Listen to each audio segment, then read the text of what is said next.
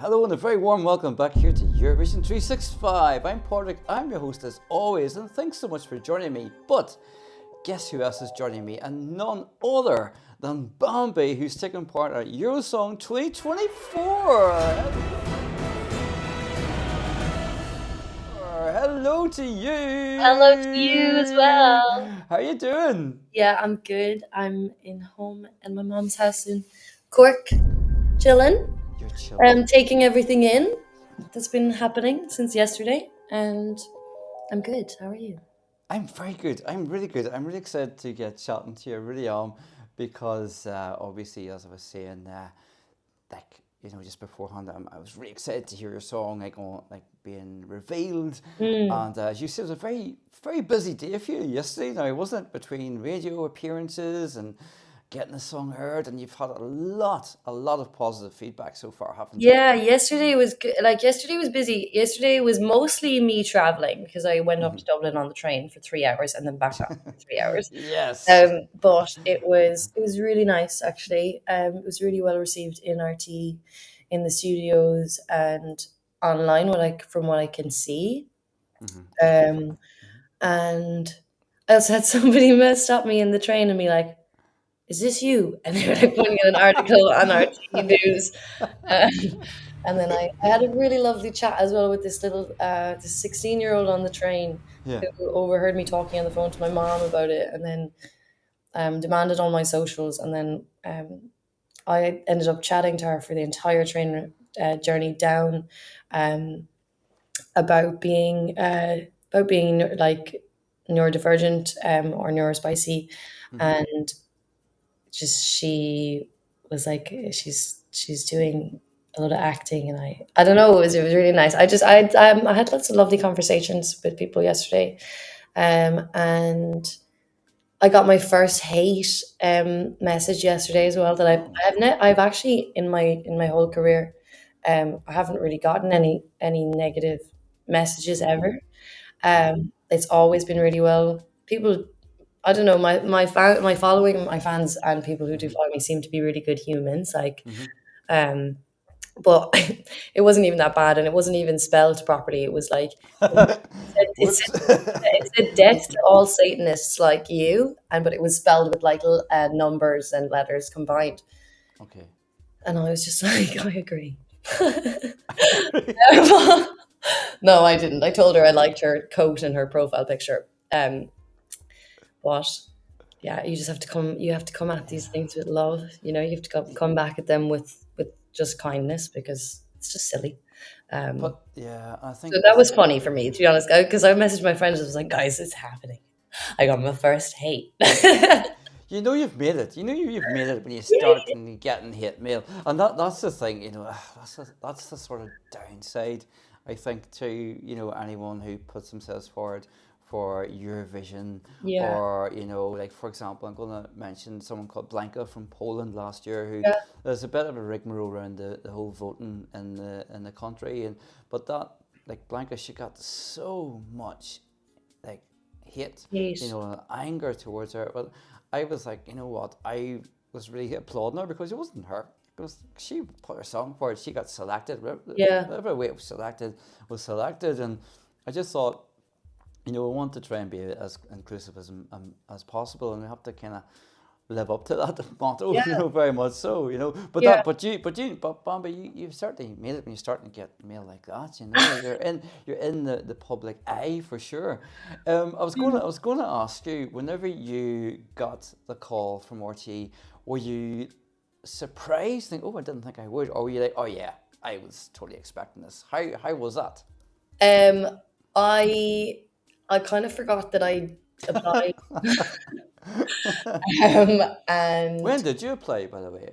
When was that? so I decided to apply last Eurovision when I was watching it with my mates, and it's always been something I've thought about. Always been something that I've definitely thought about putting myself forward forever. But it was last year that we were watching, and Cha Cha Cha was on, and my friend Luke Black was on, and Yes.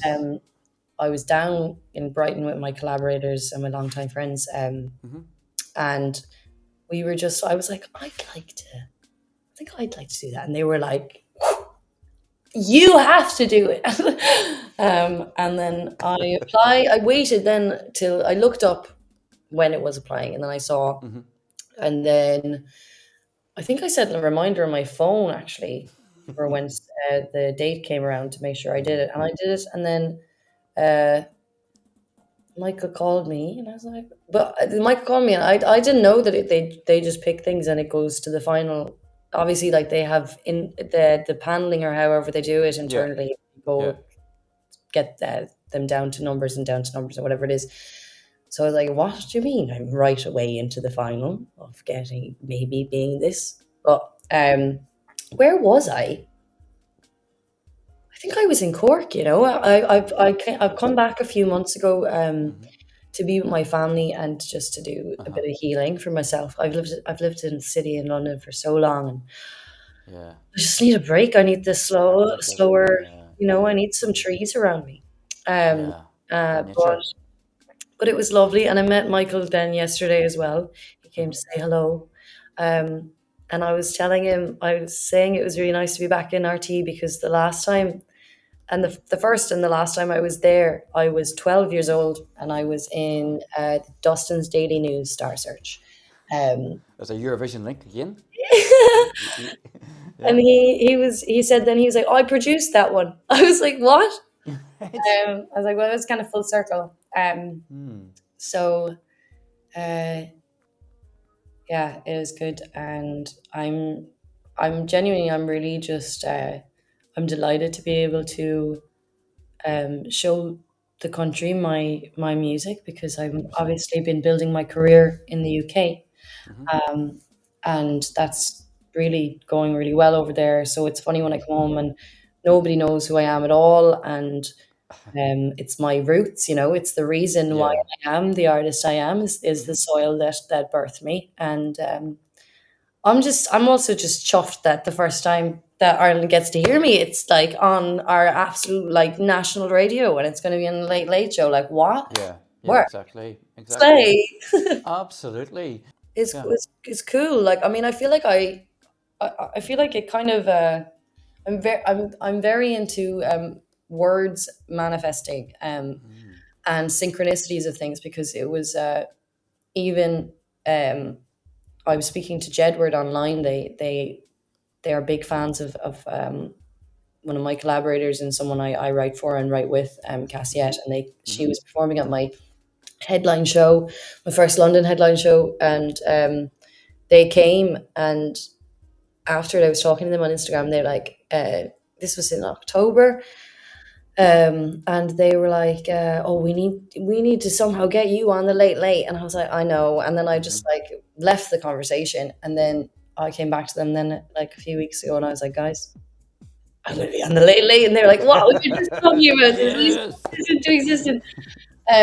So yeah, I think there's been a lot of synchronicities leading up.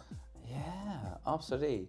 It's like I've said this not for the first time I've said this actually, but it's almost like the stars have aligned to kind of get you on this journey towards hopefully the Eurovision Song Contest itself. Honestly, hopefully, I love to everybody else involved, love to everyone, but please like send your non-binary witch, like, do you know what I mean? Your non-binary witch. Send the witch. But you know what's really interesting, because it's what you've said there, and I was going to touch on this as well, because like I was like the reaction video, like a Eurovision fan, do lots of reactions, as the people who watch this channel will attest to. There's a lot of reactions done on this channel, but when I was reacting to your song, I was thinking, it doesn't really sound like anything else. Like, sometimes you hear a song, you're like, oh, it sounds a bit like something else. And, that can be true for, of course, in 2024. There's so many songs out there. It's going to happen. But I'm just obviously thinking in a national final aspect as well, Bambie. It's like, well, that has never, ever, anything of this genre has ever been on the national final stage. I think I'm right in saying that. Certainly didn't go to Eurovision. I'm definitely right in saying that. They also said, mentioned in the reaction video, a casual viewer who maybe not watching, but listening, like, oh, what country is this? And you'd be like, Yeah, Ireland. Like, what? yeah. Ireland? I thought they sang ballads. So I mean, what? You know, the song's really cool. I love the guitar part. I love all about that. So, what is the allure of the song? What's the allure? Like, what's going to get Yeah, people in it? Well, yeah, I think, as you said, like, you've never heard a song like that. I've no, also never heard a song like Doomsday Blues. Like, I no, really like no nobody. I don't think there is a song out there that travels through so many genres and works. You know what I mean?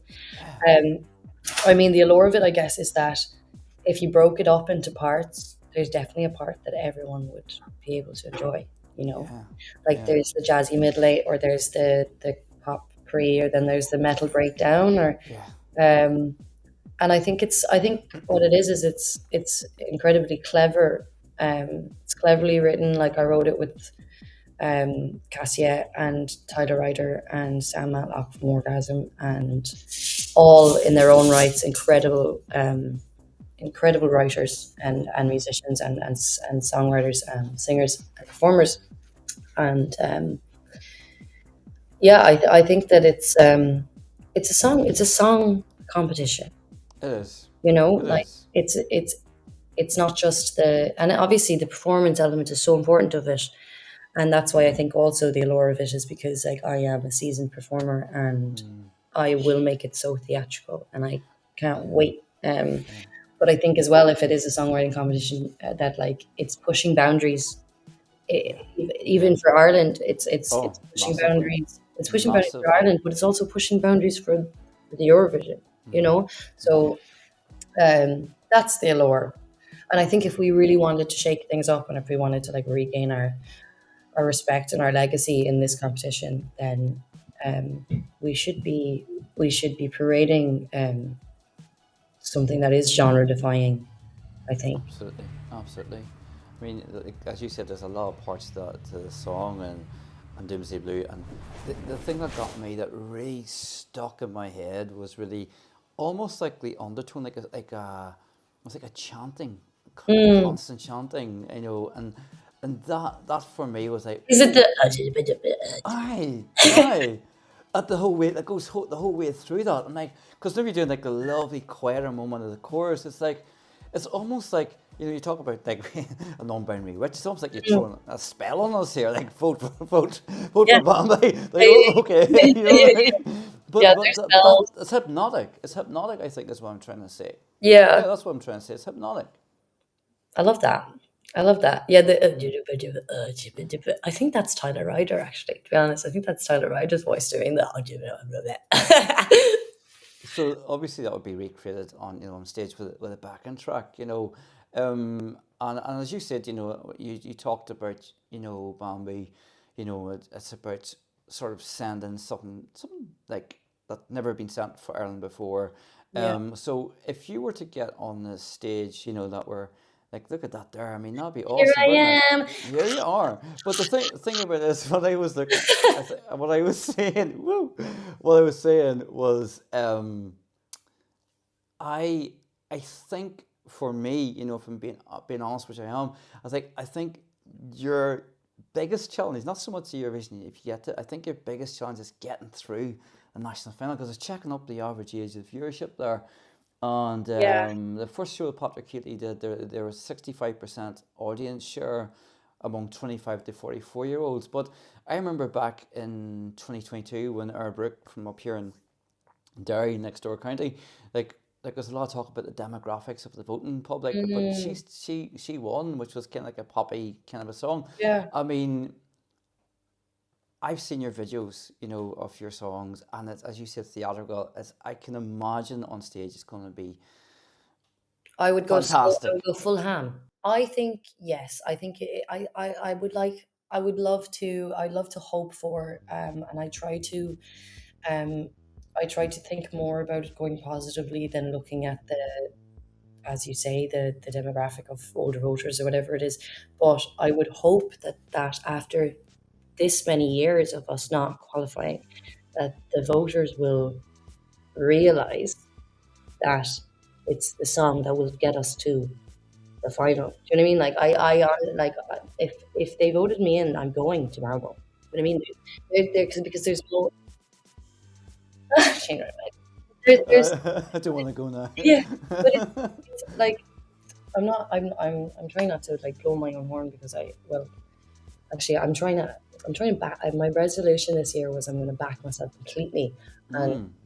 I'm on I'm trained in all of this, and I am an undeniable performer. Like, but here I'm very chill, and everything on stage is completely different. I take it Mm. Mhm.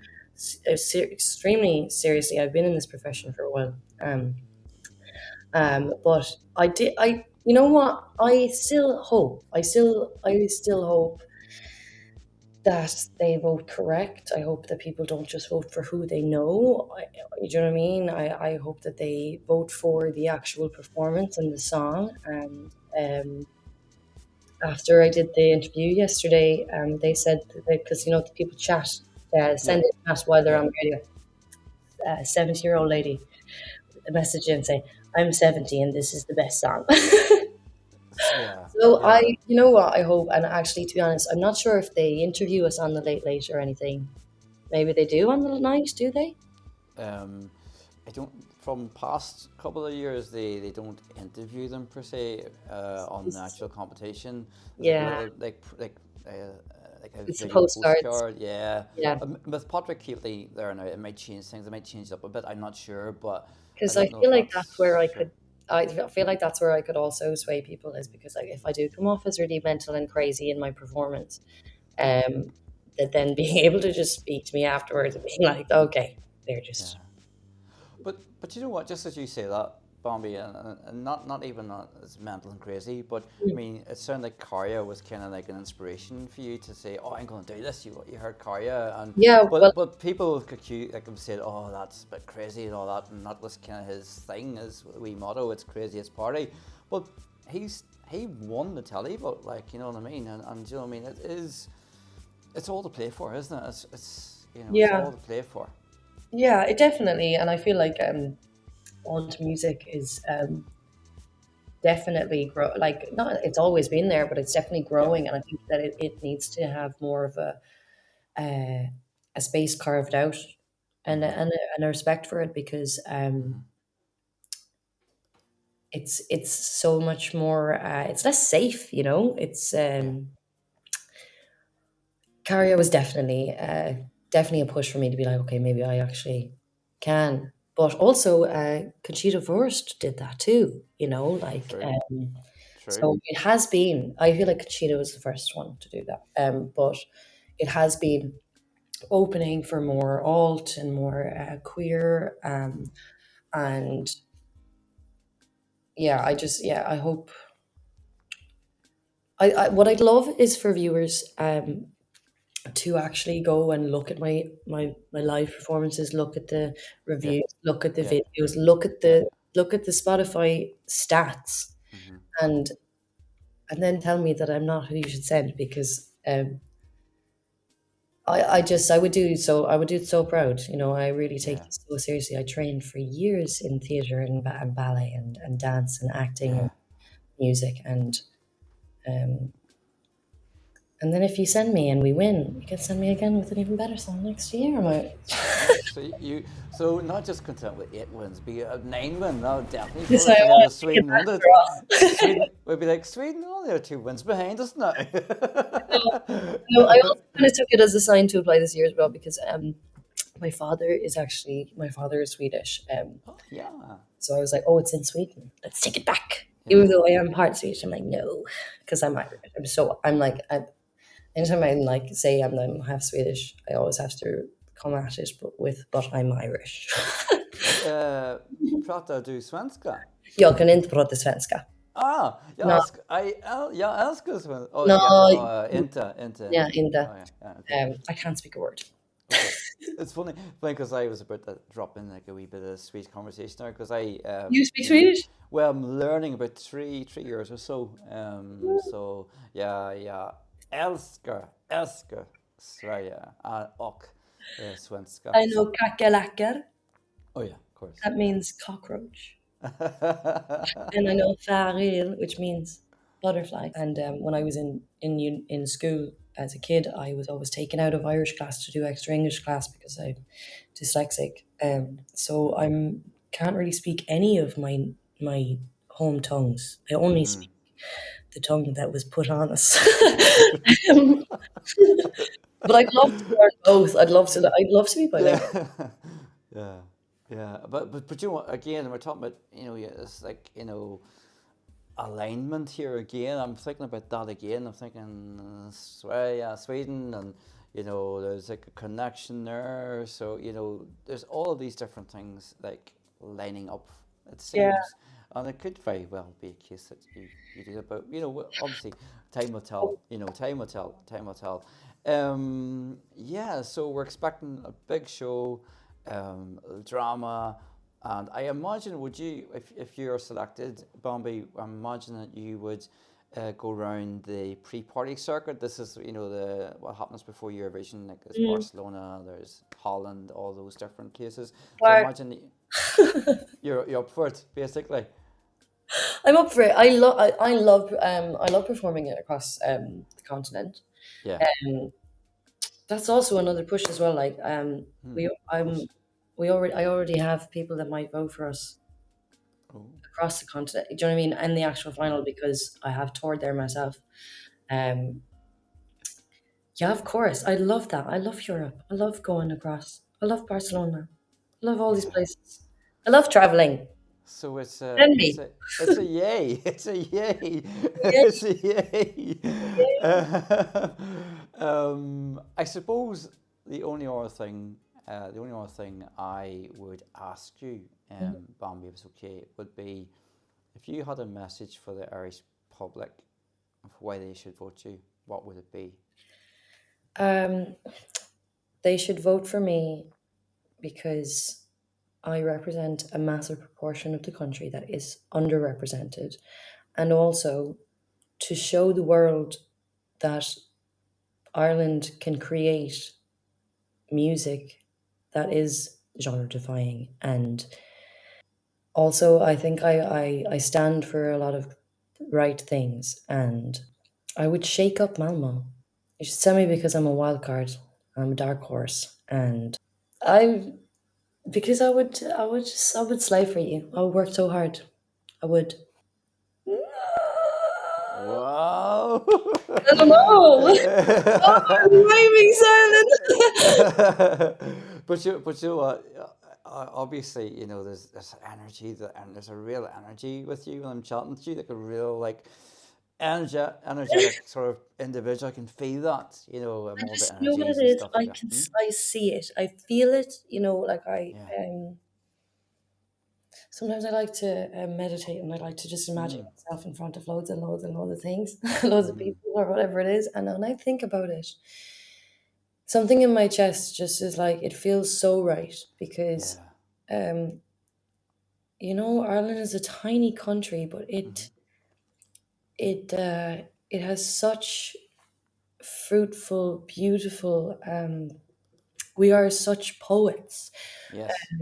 And I think actually over here, and what I think that even if they did send me, would be good for over here is obviously my whole development of my music has been done in the UK.